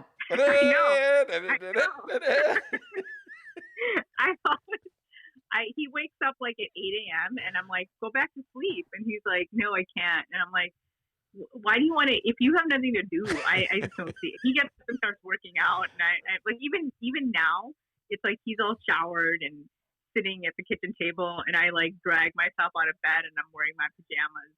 And he's like, what are you going to do when you have to get dressed up? And I'm like, oh, I can't wait to get dressed up. Yeah. I want to dress up. I just don't want to dress up at home. Yeah. So it's, There- I think my just waking up is harder now. All right, now this is on the. I'm going to shift things around because you've mentioned the fact that it's Groundhog's Day. We're under siege. We're getting all sick and tired of being locked in our homes. Dennis was talking about this earlier. It's just the sense of just burnout with the existence that we're confronting. The front page of the Chicago Tribune, I'll show it to you, shows people in Wisconsin happily cavorting at a bar. The Supreme Court, I've already talked about this in the show, the Supreme Court of Wisconsin, by a 4-3 ruling, essentially said that Governor Tony Evers does not have the constitutional right to shut down the state, and immediately bars open and people flock to bars. This one is a picture of a pub in Lake Geneva. I saw pictures of bars in Fond du Lac and Appleton and other cities in Wisconsin where people just throng the bars, no masks on, next to each other, hugging, holding, shaking hands, as though they had no doubt whatsoever in their minds, Rummana, that there's no serious danger from this pandemic. When you see this, what's your thoughts? I actually looked through I scrolled through some AP pictures right before we started this chat, and yeah, I was amazed. I mean, trust me, I would like to go and hang out with a bunch of people too myself, but I would think that you take baby steps. I don't think you would just, wake up one day and I don't think I would just run. I'd want to. I'd have that desire to go out and hang out in a Wisconsin bar, probably not, but just like seeing some of the pictures. I mean, there's one picture of a guy getting a haircut, and the barber had a mask, and the guy had a mask. Part of me understood that, like, people want to get haircuts. It's obviously not an essential thing, but people just feel out of sorts, with their hair growing all over the place. So they had their masks on. The bar pictures were a little more jarring, just like people just sitting so close. You would think that, okay, if they're going to open bars or restaurants, at least have some sort of social distancing. And I know the whole point of a bar is so people can sit and mingle, but I just feel like it's interesting. I have a niece who actually goes to school in Milwaukee. So my older sister, her mom was worried about her. But it turns out, like, I think in the bigger cities in Milwaukee, they still have the shelter in place. So I'll let my sister know that. But it's just interesting. I don't know if, you wonder if anything happens in Wisconsin. We're so close to Wisconsin, being Illinois.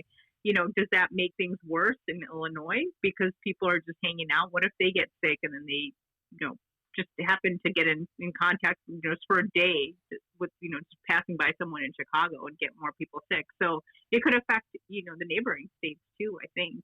Yeah, it's. I don't know. Maybe those people just hang out at the bars and that's all they do. So do you ever have this moment where you doubt the scientists and the doctors? Do you ever have a moment where you think, maybe the MAGA hat crowd is right on this one? No, I don't. Okay. But just talk my father. Yeah. My father was a doctor, and I do believe in science. But one of the things my dad did say, this is when he got sick. He had non-Hodgkin's lymphoma. He said a lot of people think doctors have all the answers, but we really don't. We only know very little. He was talking about the human body. He said, that's why they have all these, you go back to school every year, and there's always new studies that come out. So he's like, we don't know everything. Sometimes we are guessing, just like everyone else. But I think they do work on, research. They work on science.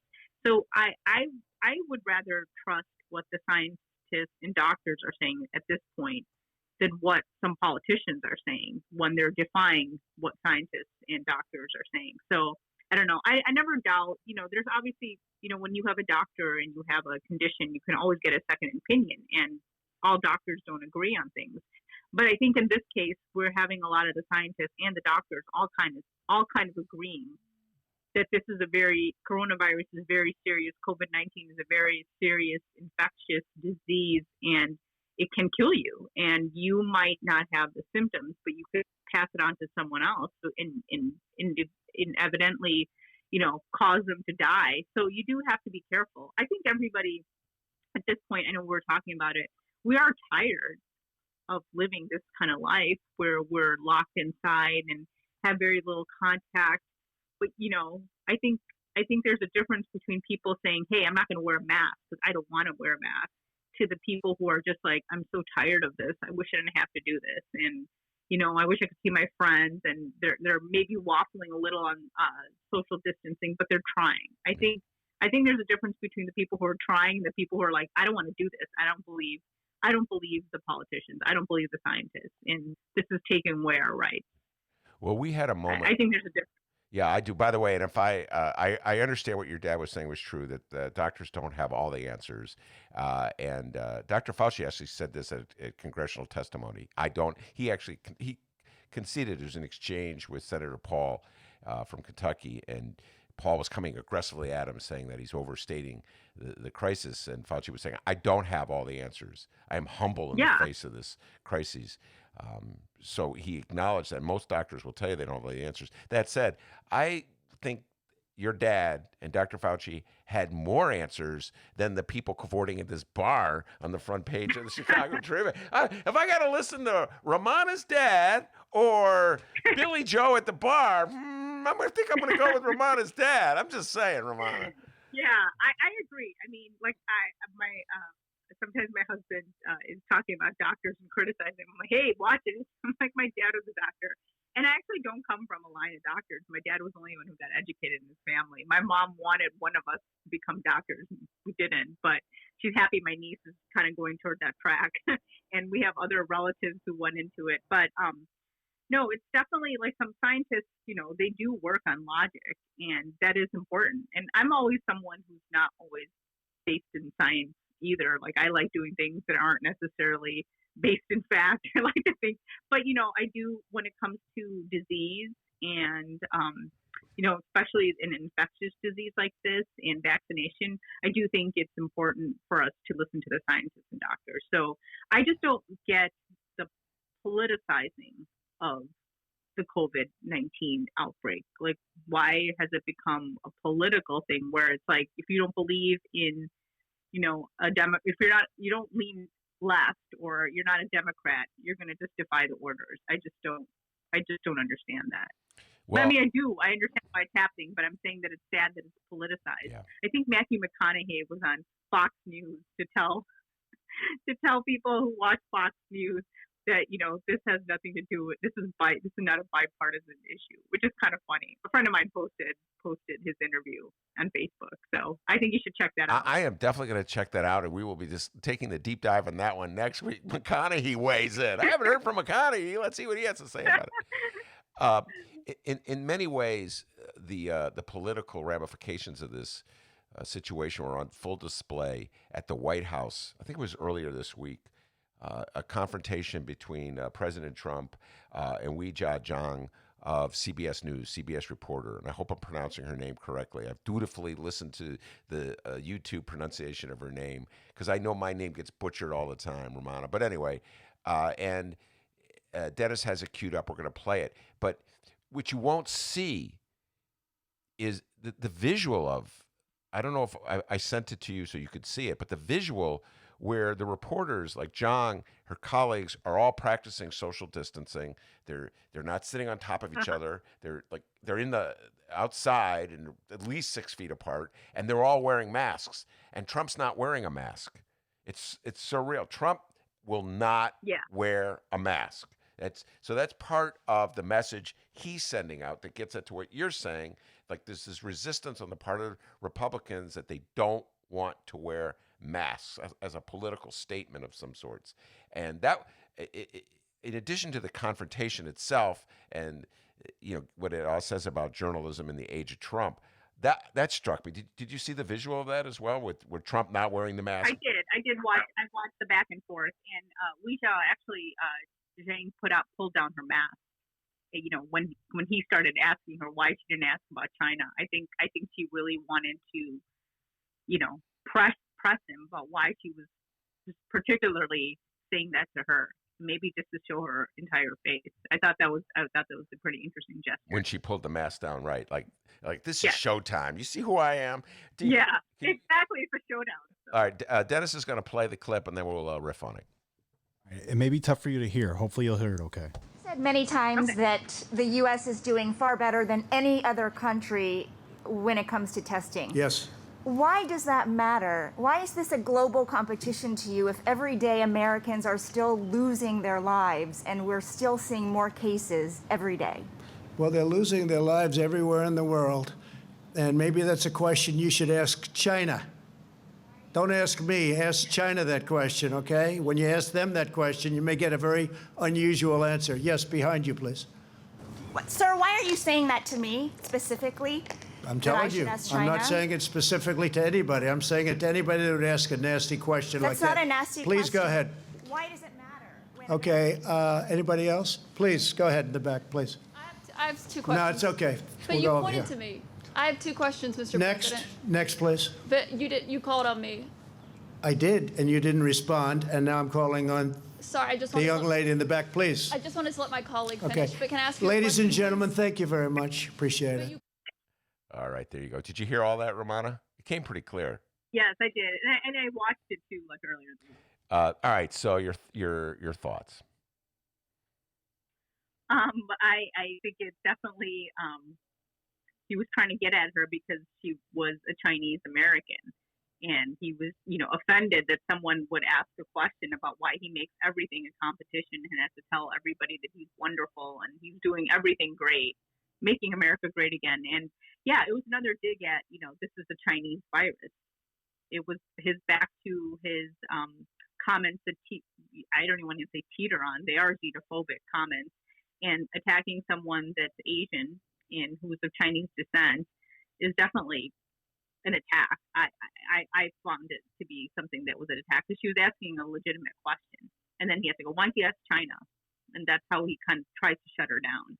And I think it was good that she confronted him and had him. I think he stopped the press conference right after. So I'm glad she confronted him because I think the commentary from him was very xenophobic.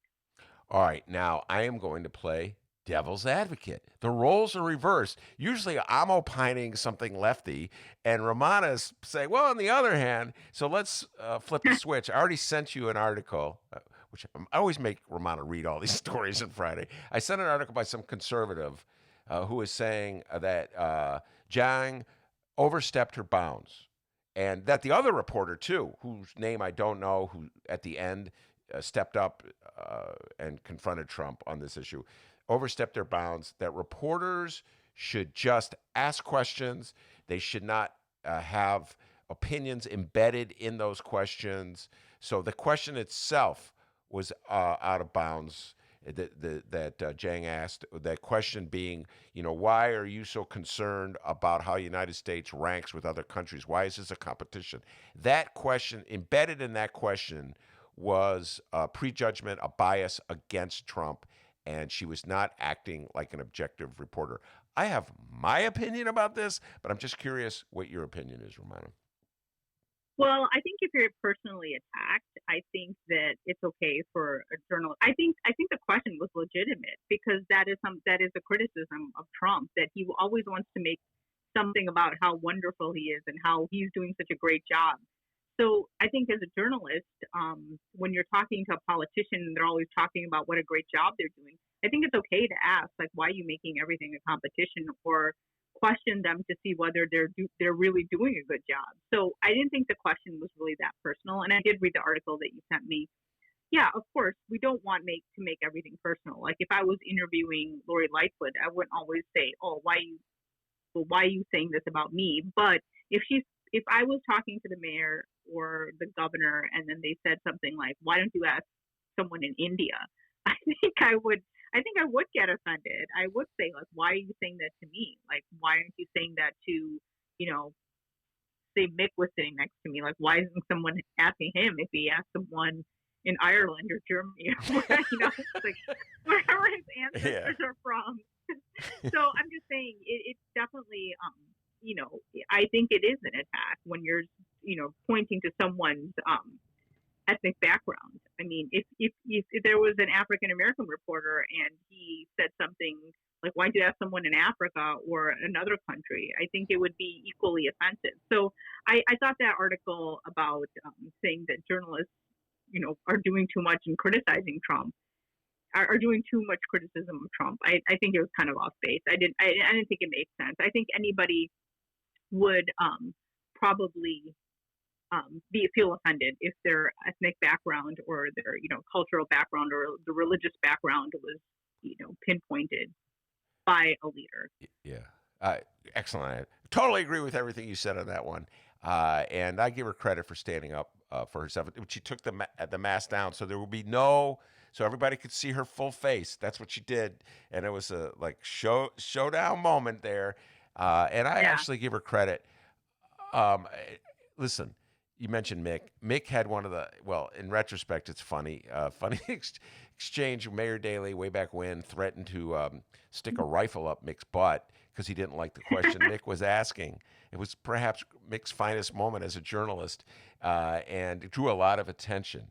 But I think that sometimes mayors, presidents go overboard, and I have respect for reporters who stand up for themselves in moments like that. And it's a daunting situation. It's not easy to do. Yeah, I mean, I was. I'm not going to mention the name of the reporter, but when I was starting off at City News, Mayor Daley was announcing the layoff of. I think it was people who worked for Franco Mint, and he had some of the workers on stage, and there was a young TV reporter who had big teeth, and so the Mayor Daley thought this guy was laughing, but he just had his mouth open and he had big teeth, and the mayor kept saying, "Why are you laughing?" And he kept attacking the guy. He's like, "You think this is funny? Wipe that smirk off your face." And it was just like a back and forth.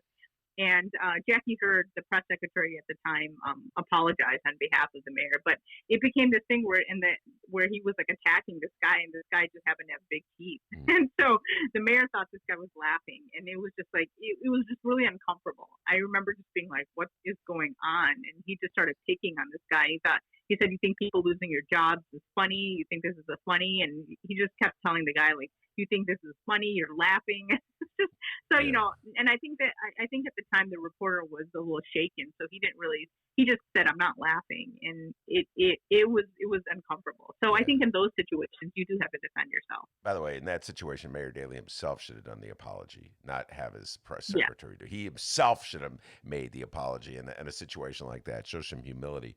By the way, it just reminds me of the showdown moment, similar when Lori Lightfoot was confronted with some questions by the Chicago Press Corps about her haircut. And you and I have talked about this a couple times, Rummana.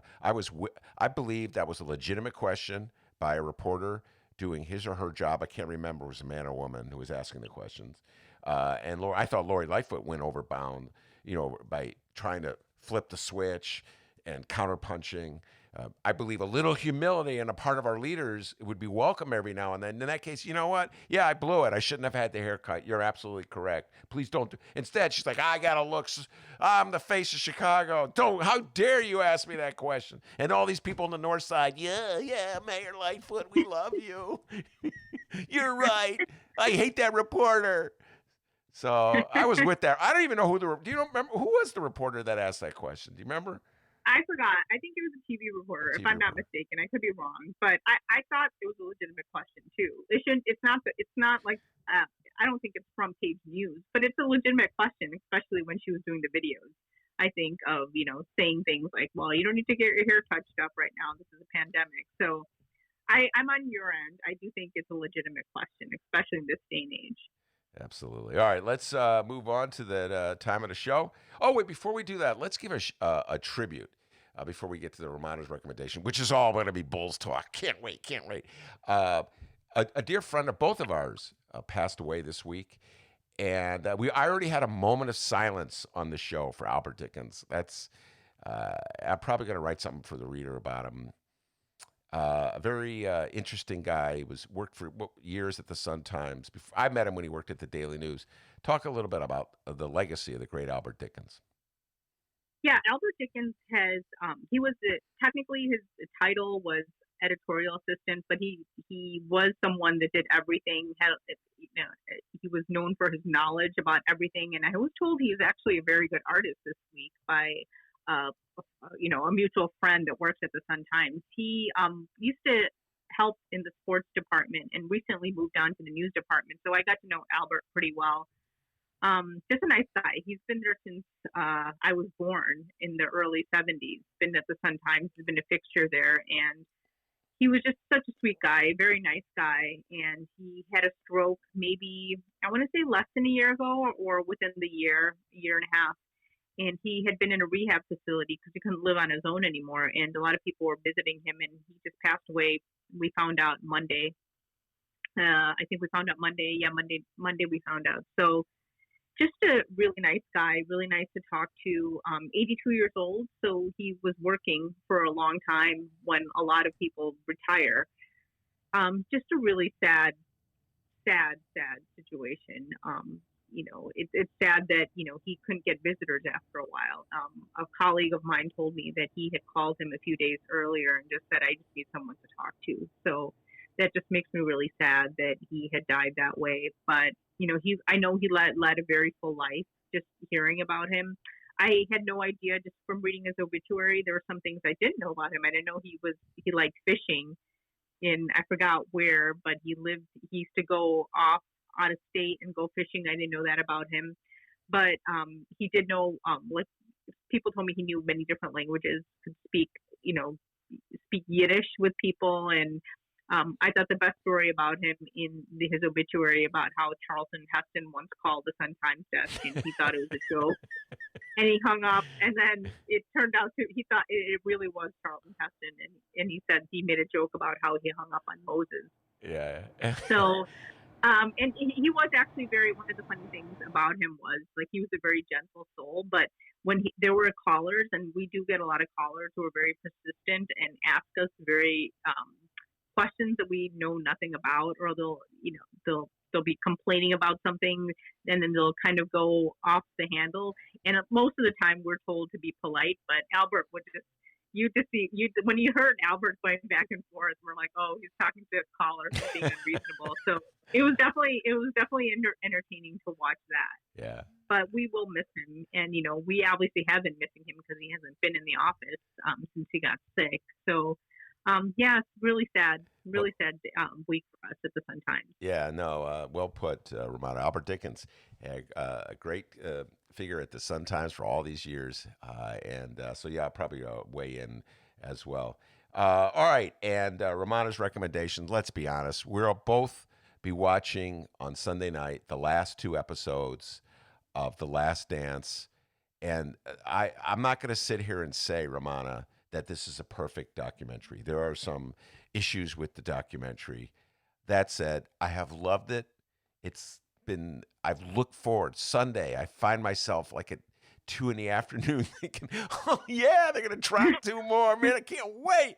I'm reliving this glory run and Michael Jeffrey Jordan and in all his complexities and his inconsistencies, and just, you loved him as a bull leading the team to championships, but what a jerk off the court. You know what I'm saying? And I just absolutely can't. I'm going to miss it when it's, you know what I'm saying? It's like one of those things I'm going to miss not having The Last Dance to watch. What about you?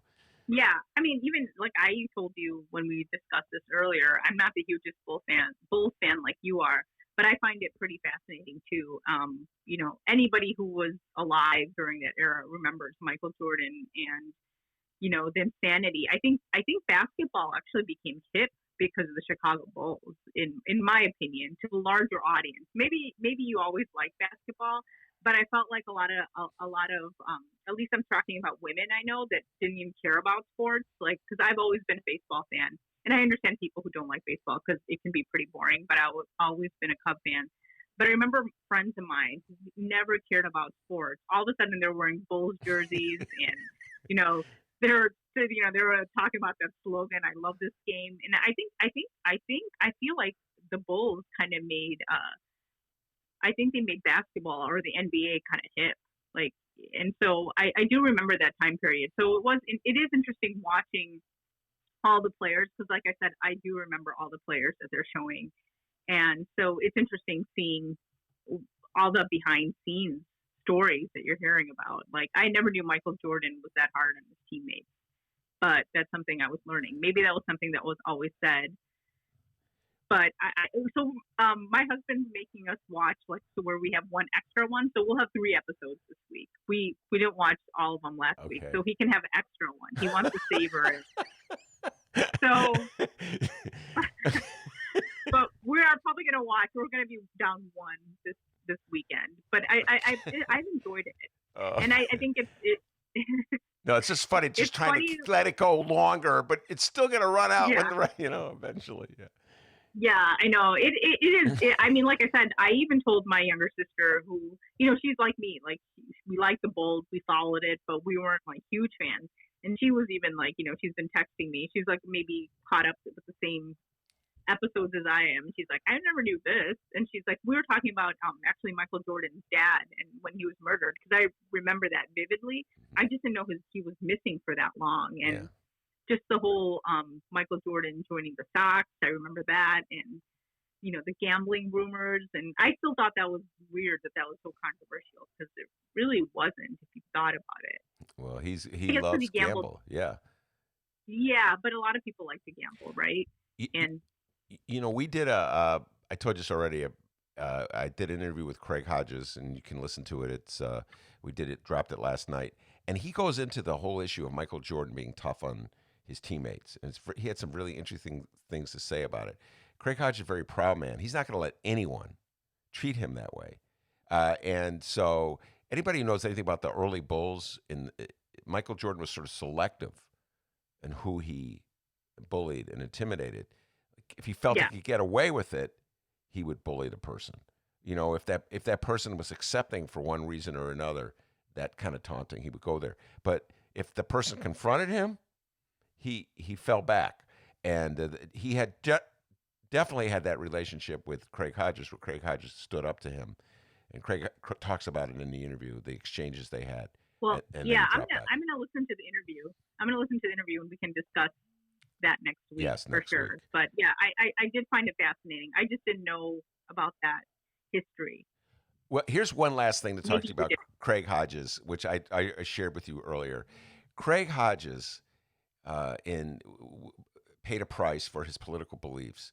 He was essentially exiled from the NBA, blacklisted, and he was a 3-time defending champion in the 3-point shootout, and they weren't even going to invite him back to compete because he wasn't on a team. And finally, public pressure forced them to invite him back. So he paid a price for his political beliefs. He was Colin Kaepernick before Colin Kaepernick. But one of the things that they would say about him at the time, almost like as an explanation, is, well, Craig Hodges is Muslim. And Craig Hodges openly, I'm not Muslim. He says that. You know what I mean? I'm not Muslim. And it's kind of a weird thing, because I would say to him, well, Craig, why aren't you more forceful about saying I'm not Muslim? And he goes, because there's nothing wrong with being Muslim. You know what I'm saying? It's like, so why should I? It's like, it's not like if I were Muslim, I would have done something wrong. So I'm just, you want to call me whatever you want. And then he was like, I studied all the religions. He even studied the Torah, he told me. So, he's a very open-minded guy in a lot of ways. He's open to a lot of different ideas. So that was sort of like, oh, well, he's Muslim. That explains a lot of things. The Muslim guy. Well, as a Muslim, I remember when they first won the championship in '91, we're all like, oh, isn't he Muslim? And we're all excited. So I'm just saying, like, when you are Muslim, you're like, oh, that guy's Muslim. And then you get excited about it. But I'll definitely, I'm sure we'll have more time to expand on it. But Colin Kaepernick, his girlfriend is Muslim. So a lot of people said, oh, once he got with that woman, he started becoming militant, And so it's interesting, because I do think when, our president was quote unquote accused of being a Muslim. So, and that's supposed to be a bad thing. And I remember I was like, well, why do people make it sound like it's a slur? Like, Barack Obama's not a Muslim, and it's like, it's not a slur. And actually I attended a Journalists of Color conference that year. before Obama was elected, and someone did ask him, like, how come you're not so strong about saying that, you know, if I was a Muslim, who cares? And he said, well, if I say one, he was saying that no matter what he says, he's going to be wrong about it. And so it was pretty interesting. His answer was pretty interesting. I got to go back and listen to it. But the NABJ had hosted a Q&A session with him, and that was one of the questions that came up. And I think Obama does not care if people think he's Muslim, but politically he has to say that. And that's one of the things I think we can discuss next week when I listen to the Craig Hodges interview, and just say how when people are Muslim, they are treated differently. I bet if I told Mick this earlier this week, because, you know, we have a lot of people from churches that had sued J.B. Pritzker for not being allowed to convene. It's Ramadan right now, and I think that if Muslims had these news conferences saying, "Hey, we're not going to listen. We're all going to go congregate and, you know, have our we have special prayers during Ramadan in addition to the 5 daily prayers." If Muslims are doing this, trust me, this would be a big headline, and everybody would be calling us crazy Muslims. So I do think in this country, different religious groups definitely get a pass for their crazies. Yeah. But if this was Muslims saying, "Open up, we're going to go start praying and we're going to congregate," there would have been a lot more uproar. Yeah, well, and for a while the narrative was being put out there. I don't know. It doesn't even have to be valid for it to be put out, that somehow or other mosques were open at this time and churches weren't. I don't know if you saw that, but that narrative was being put forth in Texas and various red states. No, I didn't hear about that. Yeah, and it. I mean, I don't know what they were based. It doesn't. Who knows what it doesn't have to be based on anything remotely resembling truth for it to be put out. But I was shaking my head, going, "Here we go again," and. So yeah, this will be our assignment for next week. We're going to track down that Barack Obama quip, and then we'll listen to it and talk about it. How about that? That'll be our assignment. Yeah, and then I think we can do a whole Michael Jordan, Muhammad Ali.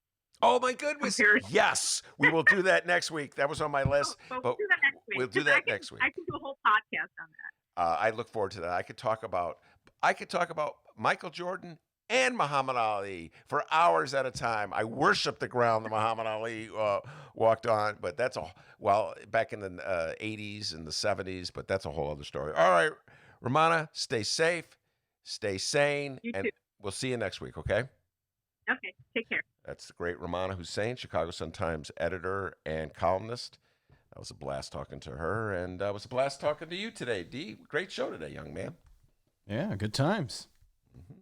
And so let's see, we have to end the show today.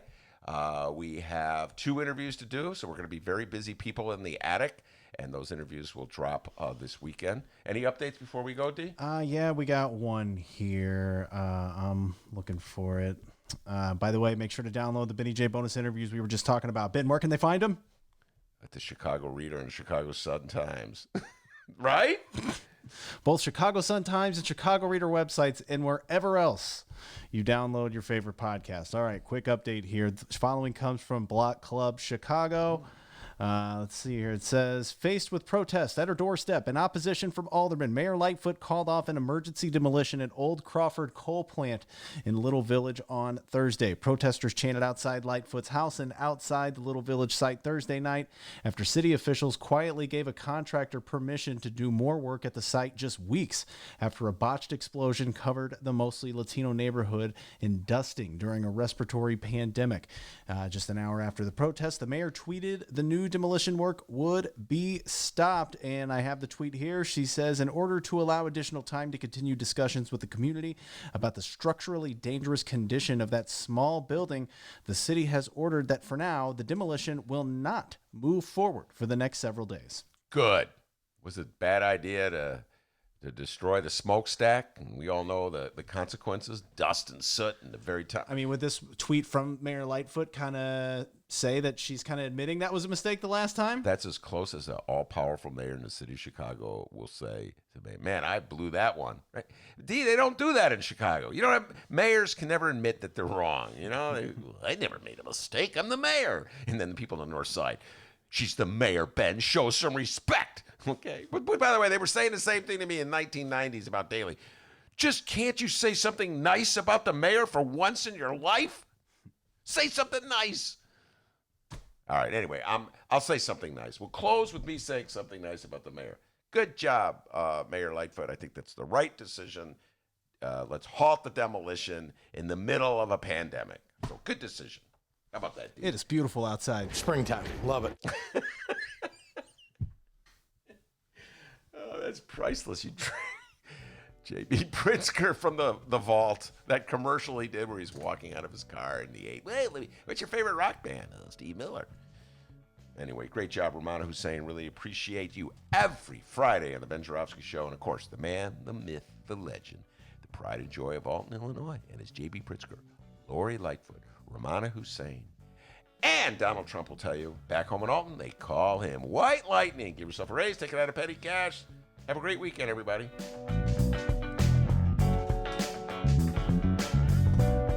Haven't gotten a raise in a long time, gang.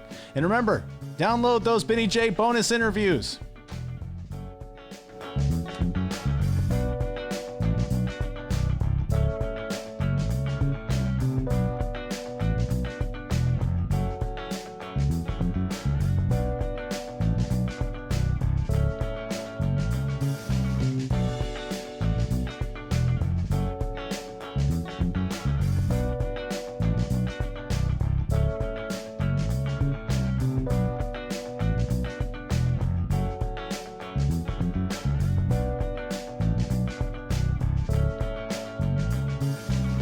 But we got to get down to business. Let's begin with phase one. Springtime. Love it.